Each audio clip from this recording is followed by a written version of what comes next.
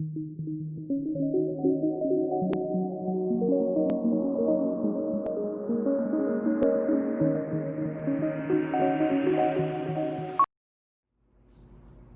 noite, olá a todos. Você que faz parte da nossa comunidade, a Igreja Batista de Paulo Afonso, você que não é daqui, mas nos acompanha online, e você que está aqui pela primeira vez. Sejam todos bem-vindos. Que privilégio nós temos de ter liberdade, de ter meios para cultuarmos ao Senhor juntos.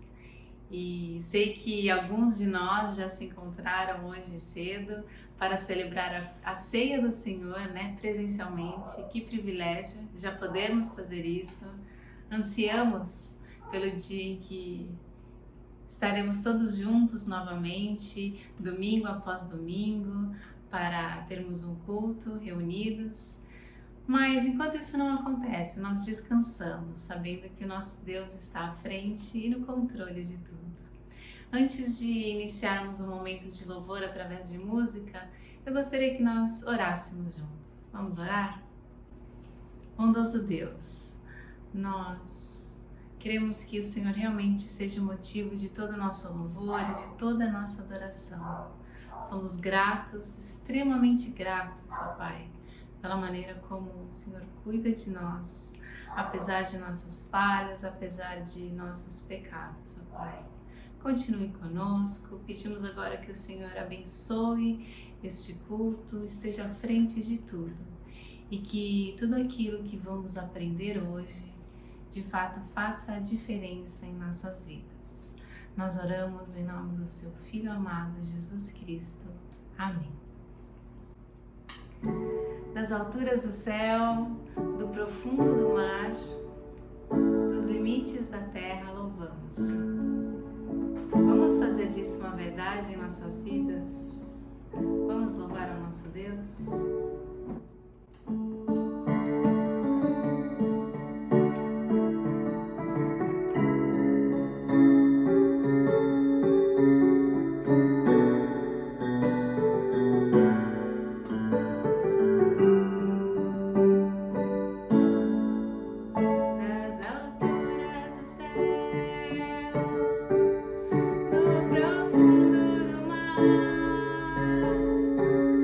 Dos limites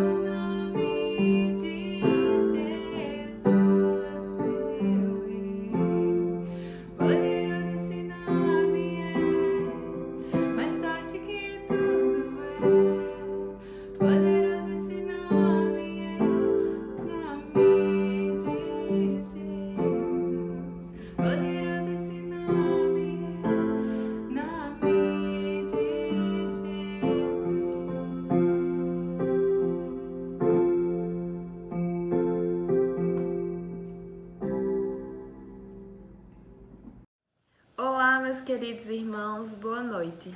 Hoje, no nosso momento de oração, iniciaremos lendo o Salmo 19, dos versos 7 ao 11. Diz assim: A lei do Senhor é perfeita e revigora a alma. Os testemunhos do Senhor são dignos de confiança e tornam sábios os inexperientes. Os preceitos do Senhor são justos e dão alegria ao coração.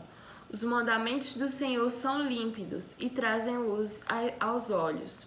O temor do Senhor é puro e dura para sempre. As ordenanças do Senhor são verdadeiras, são todas elas justas.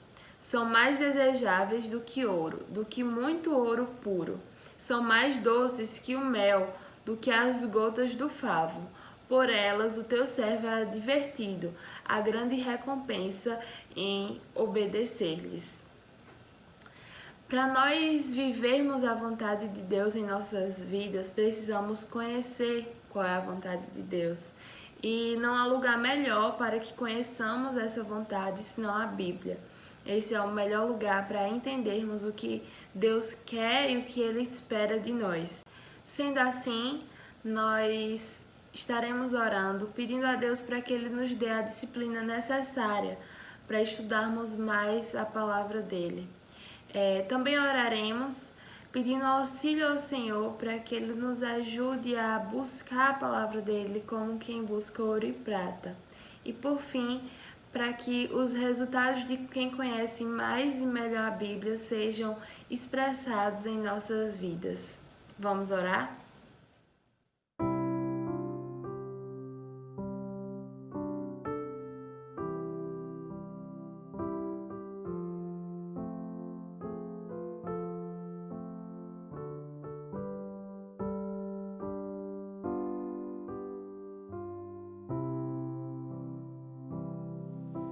Senhor Deus, obrigado, Pai, por mais uma vez estarmos aqui reunidos em Teu nome, Pai. Obrigado porque temos acesso a quem Tu és, sabemos quem Tu és através da Tua palavra, Pai, e nós podemos utilizá-la em nossas vidas, Senhor. Muito obrigada por isso. Nós queremos Te pedir agora, Deus, para que nós venhamos ter mais disciplina, Pai, no estudo da palavra. Apesar de termos o privilégio de ter ela traduzida em nossa língua e não sermos perseguidos por possuí-la, muitas vezes negligenciamos o estudo da Tua palavra e deixamos de conhecer as riquezas que Tu tem ali para nós, Pai. Que nós realmente venhamos sentir o desejo de buscar cada vez mais a Ti através da Tua palavra, entender qual é a Tua vontade para nós através da Bíblia, que venhamos realmente reconhecer qual é o valor das Escrituras em nossas vidas, Pai. E que ao passo que a gente conheça cada vez mais a Tua palavra, que não fique só no nosso entendimento, mas que também nós venhamos viver isso na nossa vida diária e que isso possa ser testemunho, de forma que isso honre e glorifique ao Teu nome e só o Teu nome seja exaltado em nossas vidas, Pai. Que essa busca por Tua palavra e o estudo dela possa ser refletido em nosso viver, Pai. Por isso que eu Te oro, Deus, em nome de Jesus. Amém.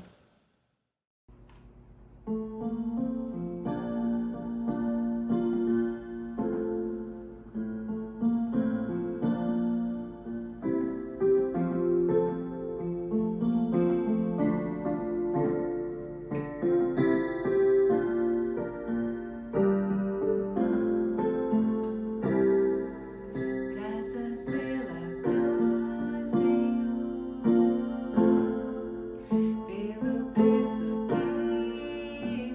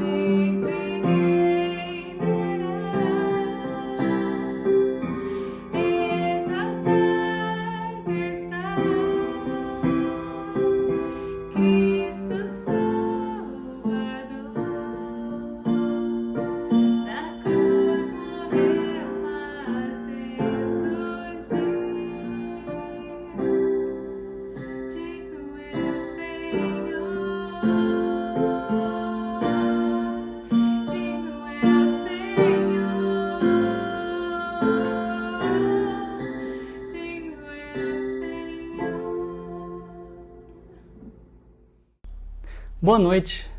Hoje nós damos início a mais uma série de mensagens, uma série que eu confesso, não gostaria que tivesse esse nome, na pandemia. Por quê? Porque eu preferia que fosse algo do tipo pós-pandemia ou a pandemia terminou, e agora? A verdade é que ainda nos encontramos na pandemia e ainda precisamos lidar com situações que não esperávamos quando planejamos o ano de 2020. Eu duvidaria se você me dissesse que quando fez algumas resoluções para esse ano, você já contava com um vírus de contágio fácil e que mataria centenas de milhares de pessoas no mundo todo. Nessas suas resoluções e desejos para 2020, talvez você quisesse ter viajado com a família, uma viagem especial, tipo um cruzeiro. Talvez você quisesse ter aberto mais a sua casa para amigos e vizinhos, usado o espaço gourmet que você acabou de fazer na sua casa. Talvez você quisesse começar um negócio, ou talvez tivesse começado um negócio, tipo um comércio. Talvez você quisesse ter investido mais do seu tempo e dos seus recursos para levar o Evangelho a lugares aqui da nossa região que ainda precisam escutar da palavra de Deus. Mas, infelizmente, por causa da pandemia, isso não pôde ser feito como planejado. Pensando especificamente num dos nossos planos enquanto Igreja Fonte, no ano passado nós alugamos um espaço para a partir do começo desse ano 2020 nos encontrarmos e como igreja louvarmos ao Senhor, orarmos e aprendermos a palavra de Deus juntos e presencialmente. A verdade é que antes nem precisávamos falar presencialmente. Somente conseguimos nos encontrar nesse espaço até o início de março. Desde então, não tínhamos mais nos encontrado presencialmente. Hoje de manhã foi uma bendita exceção. Celebramos juntos a ceia do Senhor. Foi muito bom vê-los face a face, ainda que com a maior parte do tempo, com boa parte do rosto coberto por uma máscara. Nós estamos num momento de transição.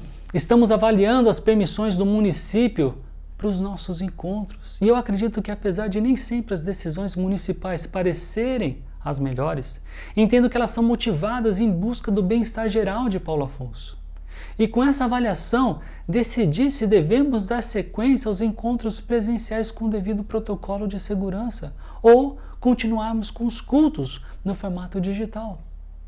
Independentemente dessa resposta agora, isso tudo mostra parte da singularidade desse ano. E como esse momento de pandemia ainda não nos deixou, considero que vale a pena olharmos para a palavra de Deus e considerar o que Deus tem para nos ensinar em meio à situação ou em meio à situação dessa como a que estamos vivendo. As áreas que contemplaremos nessa série são essas.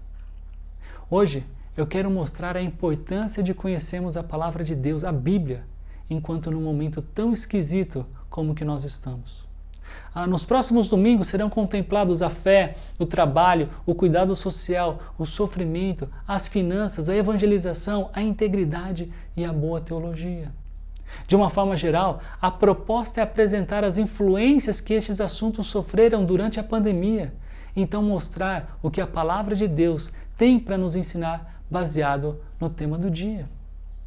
Vamos então pedir ao Senhor que Ele nos abençoe e nós deixemos esse tempo de culto convictos das áreas que precisamos melhorar e agradecidos pelas áreas em que temos caminhado bem ao lado do Senhor. Pai, muito obrigado pela oportunidade que temos, da tecnologia que temos, para ainda fazermos cultos como esse, digital. Mas o mais importante do que o formato é que a sua palavra seja ensinada, propagada, que consigamos, Pai, aplicá-la em nossas vidas. Pai, por favor, me use. Me use para mostrar, Pai, e a começar pela minha própria vida, como podemos fazer um ano de 2020, um ano de pandemia, algo importante, algo valioso, algo significativo, não somente para nós mesmos, mas para aqueles que estão ao nosso redor, a ponto de perceberem que existe algo diferente. E quando nós, perguntados sobre a razão pela qual nós vivemos como vivemos, saibamos responder segundo a Tua palavra. E apresentemos para essa razão Jesus Cristo. É o que eu te peço em nome de Jesus. Amém. Você já pensou em como o cristianismo se propagou tanto a ponto de em poucos séculos se tornar a força dominante no mundo ocidental? Como que de poucos homens e mulheres que andaram juntos com Jesus, um movimento considerado como uma seita no primeiro século, se propagou tanto, alcançando milhões de homens e mulheres no mundo todo? Em 1997, Rodney Stark ele publicou um livro cujo título da tradução para o português de 2006 ficou como O Crescimento do Cristianismo. Na versão inglesa, o subtítulo é Como o movimento de Jesus, obscuro e marginal, se tornou a força religiosa dominante no mundo ocidental em poucos séculos. Nesse livro de 10 capítulos, o autor mostra que algumas epidemias influenciaram no significativo crescimento do cristianismo. O quarto capítulo ele se chama Epidemias, Redes de Contato e Conversões. E o autor começa escrevendo nesse capítulo sobre a epidemia, possivelmente de varíola, que atingiu o Império Romano no ano de 165, debaixo do governo de Marco Aurélio. E eu disse possivelmente varíola porque não se tem certeza de qual era a doença. O que se sabe é que, seja lá qual tenha sido a doença, naquela época ela foi letal. E estima-se que 1/4 ou até mesmo 1/3 de todas as pessoas do Império morreram. Até mesmo Marco Aurélio no ano de 180. E para piorar a situação do Império, uma nova epidemia atingiu a população em 251. Dessa vez, acreditam ter sido sarampo. E ela atingiu tanto as zonas rurais quanto as urbanas do Império. Então, nesse capítulo, Rodney Stark ele comenta como 4 epidemias contribuíram para o crescimento do cristianismo. Obviamente que não foram essas 4 epidemias por si mesmas, mas como cristãos responderam a elas. Então, num primeiro momento, eu quero apresentar para vocês como esses cristãos responderam a essas 4 epidemias e, em seguida, mostrar qual a relação da atitude que eles tiveram e a Bíblia.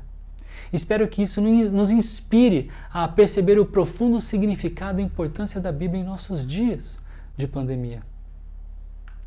A começar pela praga de Cipriano, que afligiu o Império Romano de 249 a 262.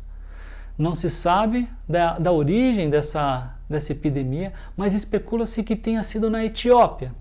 E esse nome, praga de Cipriano, tem esse nome por causa do bispo Cipriano de Cartago, que foi quem descreveu o problema no ano de 250. Essa epidemia, e talvez nesse caso seja mais preciso dizer pandemia, afetou diversas cidades na Itália e no Egito, como Roma e Alexandria. E segundo fontes, no auge da pandemia, 5.000 pessoas morriam por dia na capital do Império. Nessa última quinta-feira eu li um artigo no G1 que dizia no Brasil ter 698 mortes em média móvel por dia. Chegamos numa altura da pandemia que é difícil alguém não ter algum amigo ou parente que morreu por causa, ou praticamente que por causa, desse novo coronavírus. A praga de Cipriano matou Cláudio II, o imperador romano da época. Além da vida dele, muitas outras foram ceifadas, a ponto de ter havido escassez na mão de obra da agricultura. O bispo de Alexandria, Dionísio, retratado no slide, escreveu o seguinte sobre a ação dos cristãos nessa época. A maioria de nossos irmãos cristãos mostrou amor e lealdade ilimitados, nunca poupando a si mesmos e pensando apenas uns nos outros. Indiferentes ao perigo, eles cuidaram dos enfermos, atendendo a todas as suas necessidades e ministrando a eles em Cristo. E com eles partiram dessa vida serenamente felizes, pois foram infectados por outros com a doença, atraindo sobre si a doença de seus vizinhos e aceitando alegremente suas dores. Muitos, ao cuidar e curar outros, transferiram sua morte para si próprios e morreram em seu lugar. Notoriamente, o que esses cristãos fizeram foi dar suas vidas em prol daqueles que sofriam com a doença que contraíram. E isso evidentemente contrastava com a atitude daqueles que não eram cristãos. Dionísio, ele continua. Mas com os pagãos, tudo era diferente. Eles abandonavam aqueles que começavam a ficar doentes e fugiam de seus amigos mais queridos. Eles evitavam qualquer participação ou comunhão com a morte, da qual, no entanto, com todas as precauções, não lhes foi fácil escapar. Por que cristãos colocaram suas próprias vidas em risco? Por que eles não fizeram como os outros, fugindo da pandemia? Doenças intensificam o curso natural da vida. Doenças nos lembram da nossa mortalidade e fragilidade, mas doenças também apresentam oportunidades de mostrar amor incondicional. A igreja do terceiro século se dispôs a ter uma atitude que era diametralmente oposta à das pessoas que desconheciam o Evangelho, ganhando admiradores e também novos convertidos. Um tempo depois, algo semelhante aconteceu, ainda no Império Romano. A praga, agora, foi possivelmente sarampo. Apesar de ser outra doença, a taxa de mortalidade foi tão alta quanto da primeira praga, que levou o nome do bispo, que está retratado no nosso slide, Cipriano de Cartago. Dessa vez é ele mesmo quem relatou a atitude dos cristãos durante essa outra pandemia. Quão adequado, quão necessário é que esta praga e pestilência, que parecem horríveis e mortais, busquem a justiça de cada um e examinem a mente da raça humana. Se os saudáveis cuidam dos enfermos, se os parentes zelosamente amam os parentes como deveriam, se os médicos não abandonam os aflitos. As pragas nos procuram. Elas descobrem em nós o caminho da carne, autopreservação, ou o caminho do espírito, sacrifício de entrega. A praga do terceiro século encontrou na igreja um povo cheio do espírito disposto a trilhar o caminho de seu mestre. Interessante que essa epidemia atingiu muito menos a população cristã.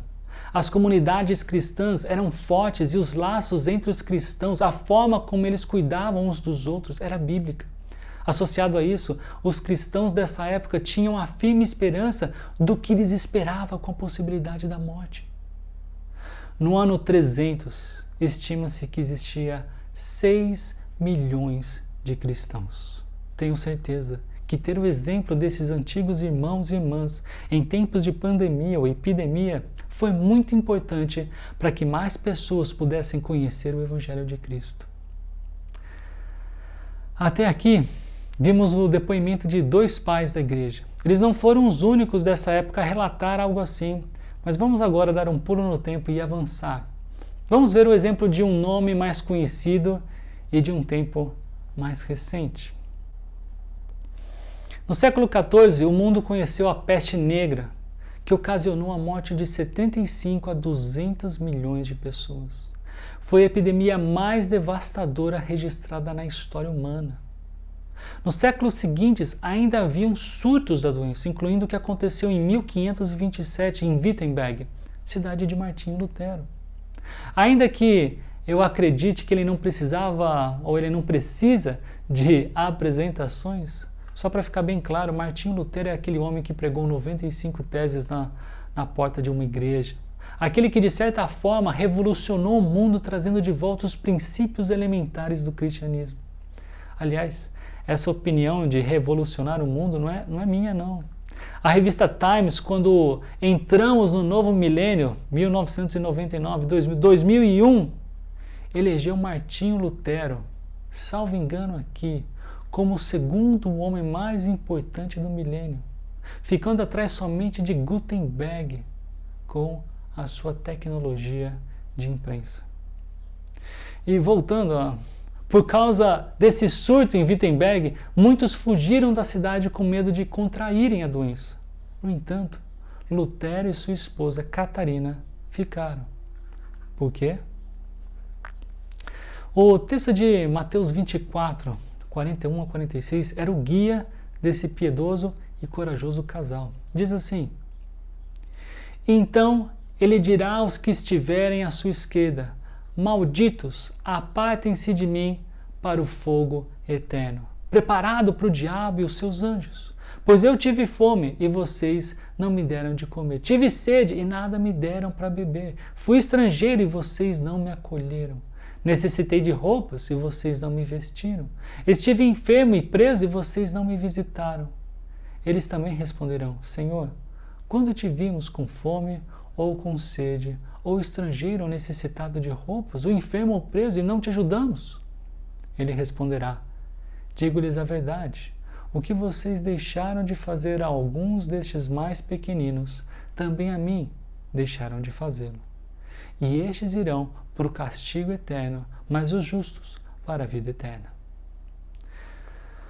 Lutero escreveu que, de acordo com essa passagem, estamos ligados uns aos outros de tal maneira que ninguém pode abandonar o outro em sua angústia, mas é obrigado a assisti-lo e ajudá-lo como ele próprio gostaria de ser ajudado. Lutero também escreveu sobre circunstâncias em que fugir era permitido. Mas se você conhece um pouco da fantástica história desse homem, sabe que também ele lutava contra a tentação da justiça própria. E até por isso escreveu para que os cristãos tomassem cuidado na hora de julgar os irmãos por terem diferentes decisões aqui. Mas sobre a decisão dele, Lutero escreveu: estamos aqui sozinhos com os diáconos, mas Cristo também está presente, para que não estejamos sós, e Ele triunfará em nós sobre aquela velha serpente, assassina e autora do pecado, mesmo que ela machuque o calcanhar de Cristo. Ore por nós e a Deus. Essa é a carta de 19 de agosto de 1527. Lutero sabia pelas Escrituras que Satanás é um assassino desde o princípio, e se epidemias trazem mortes, então Satanás também está por detrás delas. Mas ele também sabia que Jesus estava presente, proporcionando o cuidado que os doentes precisavam e a vitória que a igreja teria sobre Satanás. Lutero e Catarina sobreviveram à epidemia de Wittenberg em 1527 e deram exemplo da convicção que tinham com base na palavra, do porquê não fugir e ajudar os que precisavam. Agora, a epidemia que atingiu a cidade mais próspera do mundo em 1854, Londres, foi um surto de cólera. Não era a primeira vez que o planeta Terra sentiu os efeitos dessa doença. Pelos registros que temos, essa foi a terceira pandemia de cólera no planeta, mas a que mais matou pessoas no século XIX. Em Londres morreram mais de 10 mil pessoas. Foi essa pandemia que trouxe fama ao médico John Snow, considerado um dos pais da epidemiologia. Bem, para quem não conhece Charles Spurgeon, ele foi um pastor batista inglês e ele ainda é bastante citado nos dias de hoje, conhecido como o príncipe dos pregadores. Quando essa pandemia estourou, Spurgeon tinha 20 anos. Mas algum tempo depois, ao olhar para ela, ele disse: se há um momento em que a mente é sensível, é quando a morte está ao redor. Lembro-me quando vim a Londres pela primeira vez de como as pessoas ouviam o evangelho com ansiedade, pois a cólera estava se alastrando terrivelmente. Houve pouca zombaria, então. Ele conta uma história de quando visitou, nessa época, um homem que estava morrendo, mas que antes da condição em que se encontrava, havia rejeitado Spurgeon. Aquele homem, em sua vida, costumava zombar de mim. Em linguagem forte, ele sempre me chamou de hipócrita. No entanto, mal foi ele ter sido atingido pelos dardos da morte, buscou minha presença e conselho, sem dúvida sentindo em seu coração que eu era um servo de Deus, embora ele não se importasse em confessar isso com seus lábios. Isso me lembrou de quando Karen e eu fomos convidados por um amigo para sermos padrinhos de casamento dele. Ele foi alguém que sempre zombou da minha fé, mas num dos momentos mais importantes da vida dele, achou que era apropriada a minha presença e a presença da Karen. E para somar, no dia do casamento, ele me escolheu para ler um texto religioso, como se aquela função só fosse digna de alguém de fé. Spurgeon viu que a pandemia de seus dias era uma oportunidade para dar sequência na tarefa que todos nós cristãos temos em anunciar o Evangelho. Agora, por que esses cristãos agiram assim? Por que eles fizeram o que fizeram? Porque eles valorizavam a palavra de Deus e buscavam viver de acordo com as convicções que tinham de como deveriam viver de acordo com a Bíblia. De onde vocês acham que os cristãos do 3º século tiraram toda a coragem e esperança para ajudar pessoas doentes? De onde vocês acham que vinham os valores e as orientações sobre como cristãos deveriam viver em comunidade e cuidar uns dos outros? Vocês viram de onde Lutero e sua esposa Catarina tiraram a ideia de ficar em Wittenberg e ajudar os que precisavam?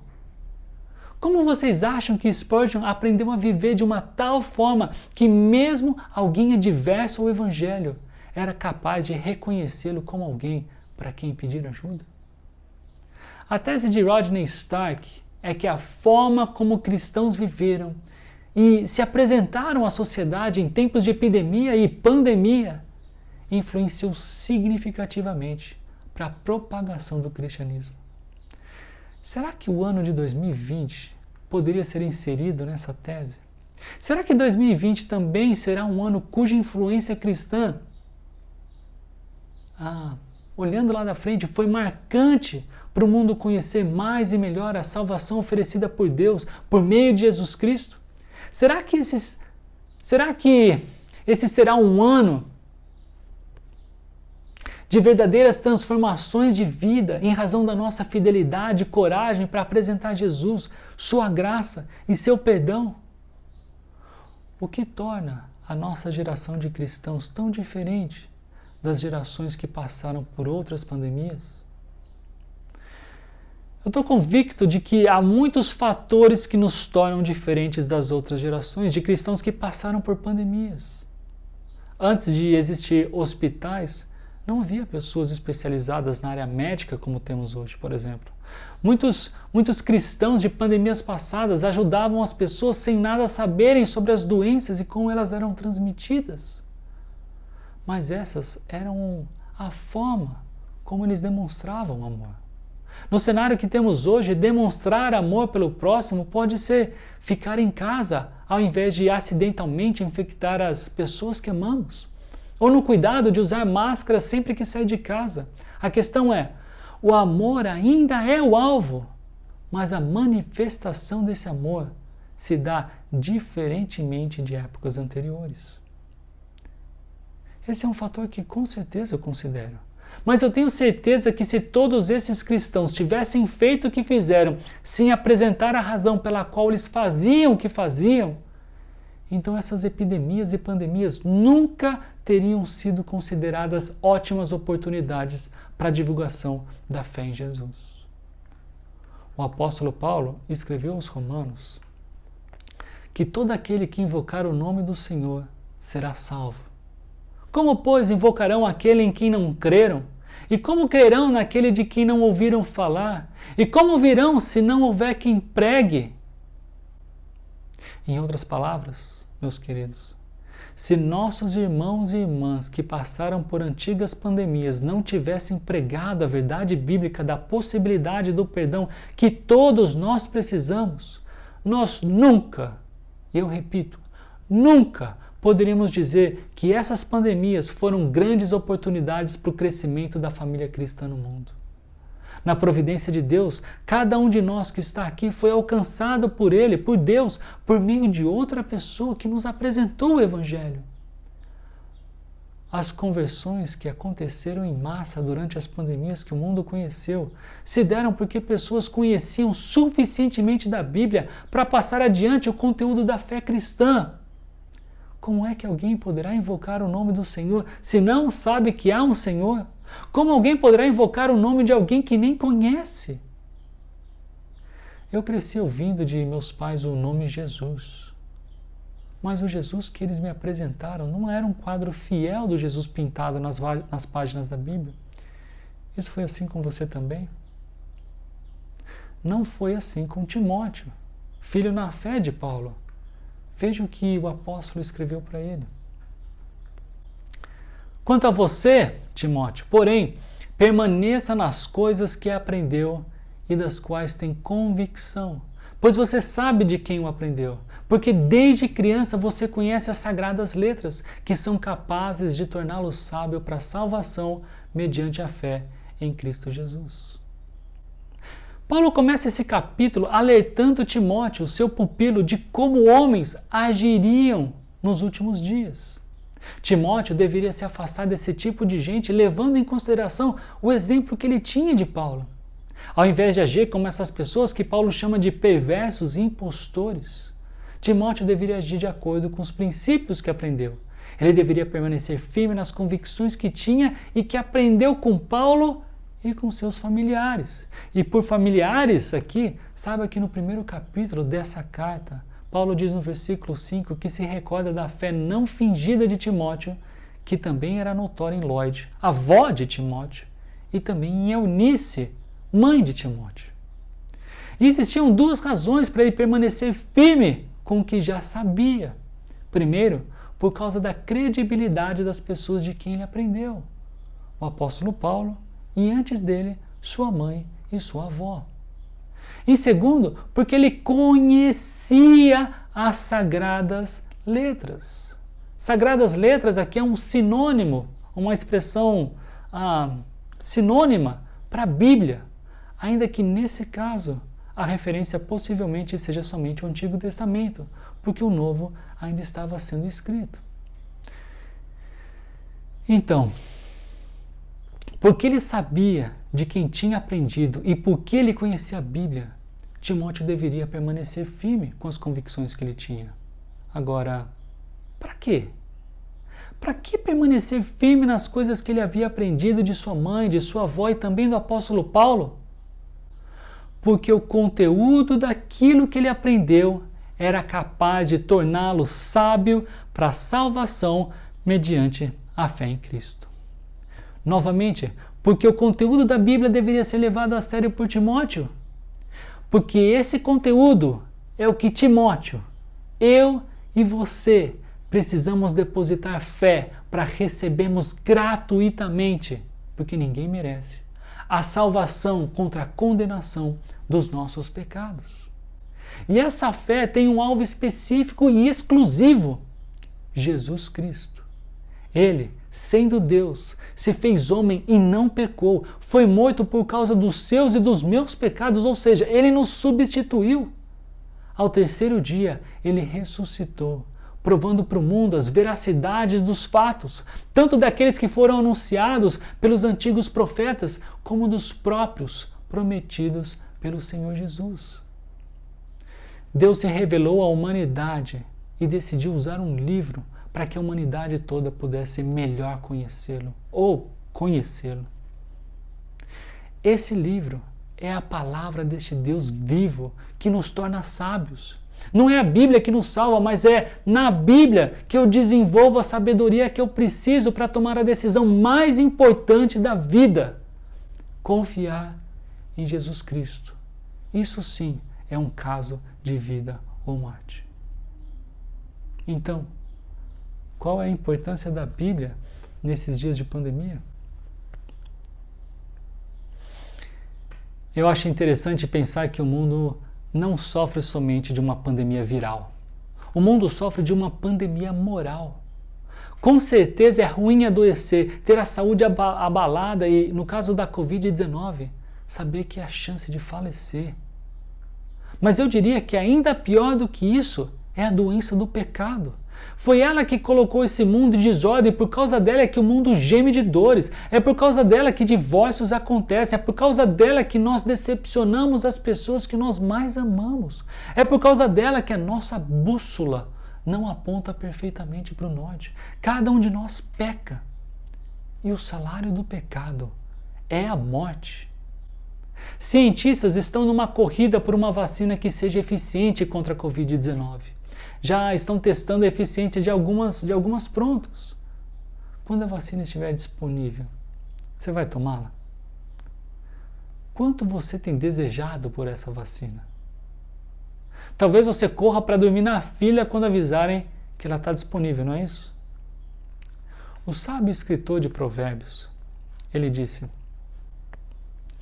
prefiram a minha instrução à prata e o conhecimento ao ouro puro, pois a sabedoria é mais preciosa do que rubis. Nada do que vocês possam desejar compara-se a ela. O que você prefere? Prata ou a instrução de Deus? Ouro ou o conhecimento dado por Deus? Sabedoria ou rubis? Alguns versículos adiante, Provérbios capítulo 8, agora no versículo 19. Meu fruto é melhor do que o ouro puro. O que eu ofereço é superior à prata escolhida. O fruto da sabedoria de Deus é incomparável. Será que você tem desejado essa sabedoria tanto quanto tem desejado uma vacina contra a Covid-19?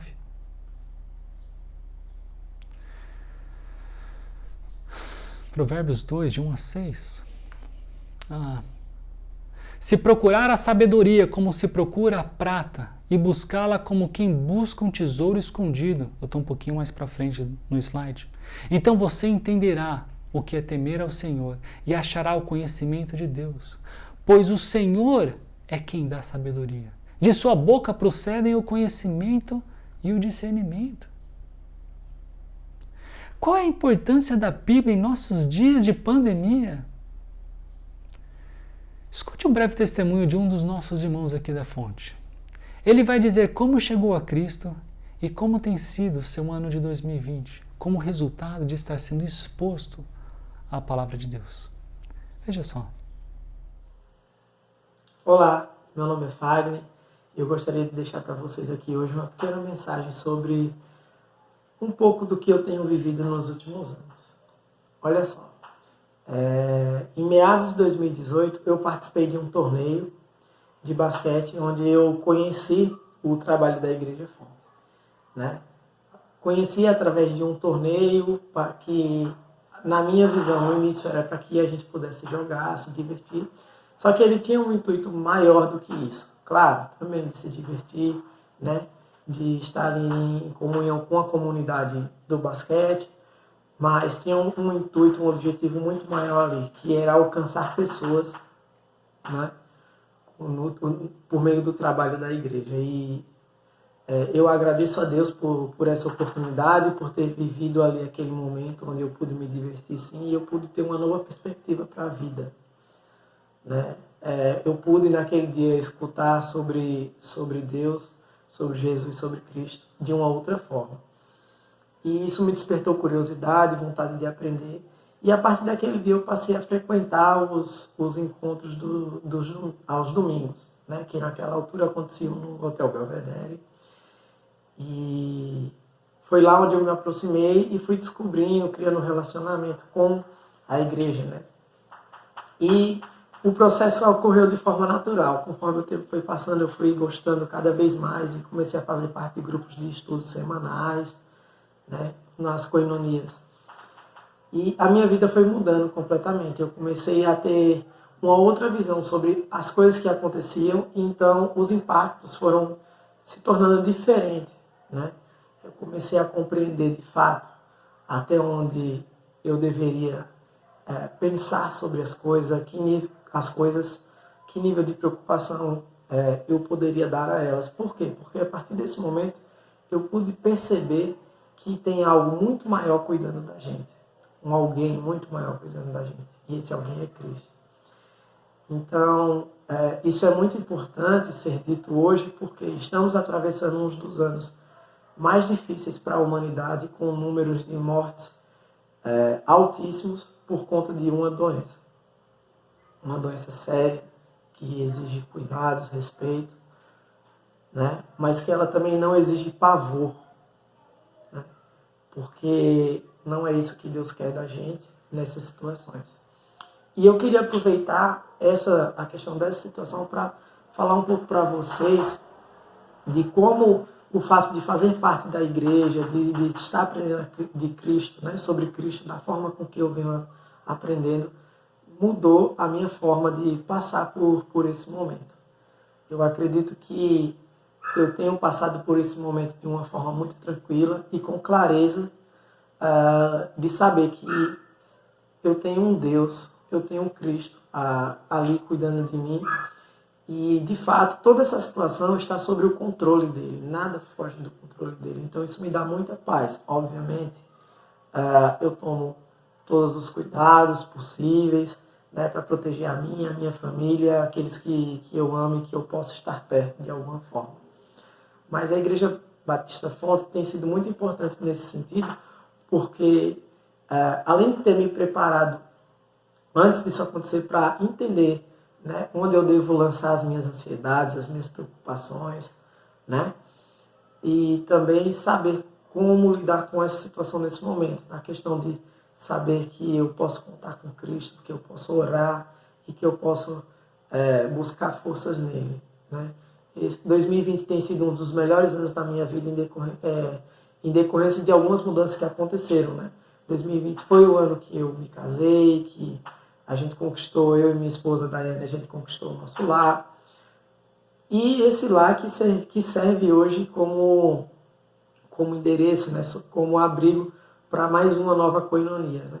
Então, poder falar hoje de Cristo aqui na minha casa para os meus amigos, no momento hoje de pandemia, né, à distância, né, por meio dos aplicativos que nos ajudam, é algo muito reconfortante.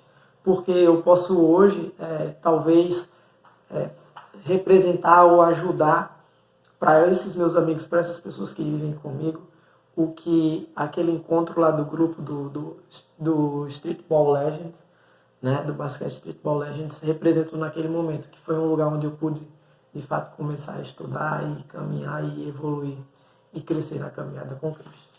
Por isso que eu estou vestindo essa camisa hoje, que foi a do primeiro torneio, que foi quando eu comecei a fazer parte da igreja. E esse aqui do segundo ano, que quando eu participei não só como atleta, mas também ajudando ao evento a acontecer, dando suporte. Gente, isso era um pouco do recado que eu queria deixar para vocês hoje. Perdão se eu me estendi demais, tá? Deixa a todos um forte abraço e que todos estejam bem. Amém. Fagner, não precisa se desculpar, irmão. Obrigado por nos ajudar a entender como alguém pode chamar 2020 de um dos melhores anos de sua vida. Somente quem tem aprendido da palavra de Deus pode perceber que aquilo que Deus tem dado serve de recurso para anunciar mais e melhor o reino do qual pertencemos e o nome do nosso Rei, Jesus. Se vocês têm acompanhado os cultos aqui da Fonte, tem visto que Fagner não é o único a olhar para 2020 e comentar das bênçãos que Deus tem dado, de como esse ano tem sido, apesar da pandemia, um ano de crescimento. Como seria este ano para cada um de nós sem as orientações bíblicas? Como seria esse ano se nós não estivéssemos aprendendo da palavra de Deus e desfrutando do relacionamento que podemos ter com Ele à medida que crescemos em conhecimento e, consequentemente, intimidade com Ele? Irmãos, não podemos depender somente dos domingos para aprender de Deus. Todos os dias a pandemia oferece riscos para cada um de nós. Todos os dias o diabo, o mundo e a nossa carne querem que fiquemos longe da sabedoria que Deus disponibiliza.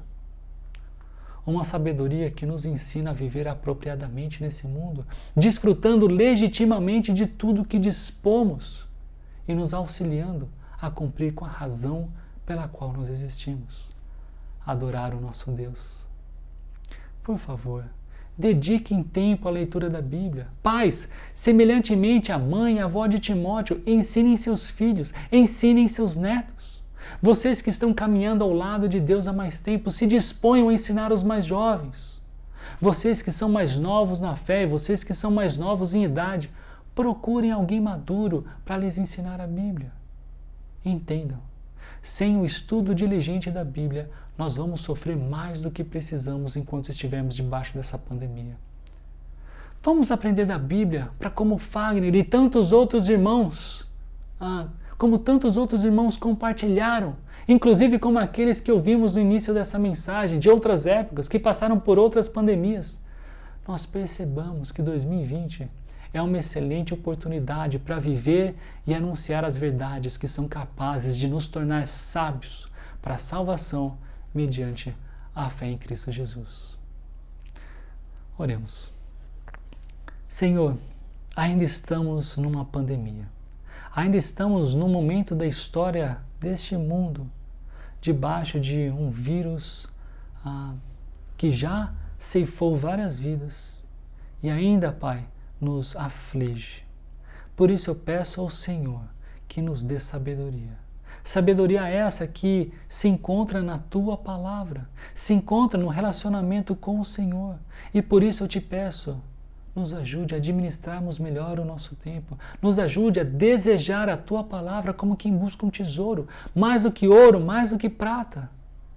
Senhor, que a nossa compreensão, que as nossas lentes de como enxergamos este mundo possa vir através da compreensão correta da Tua Palavra.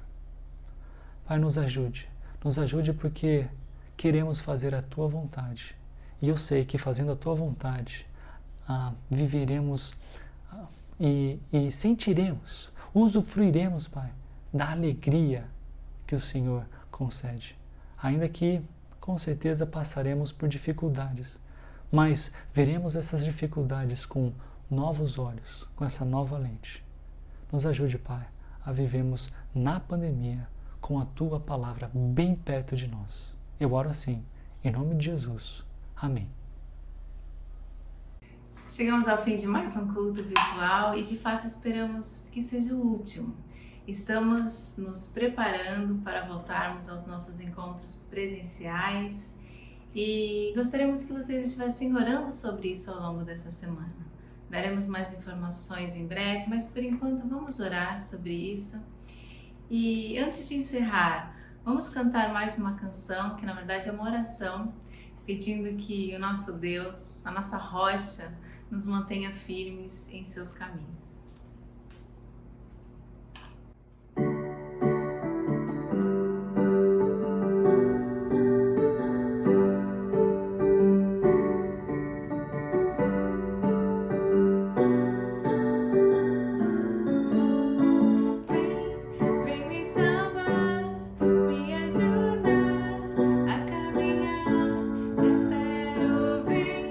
Vem me livrar, me ampara.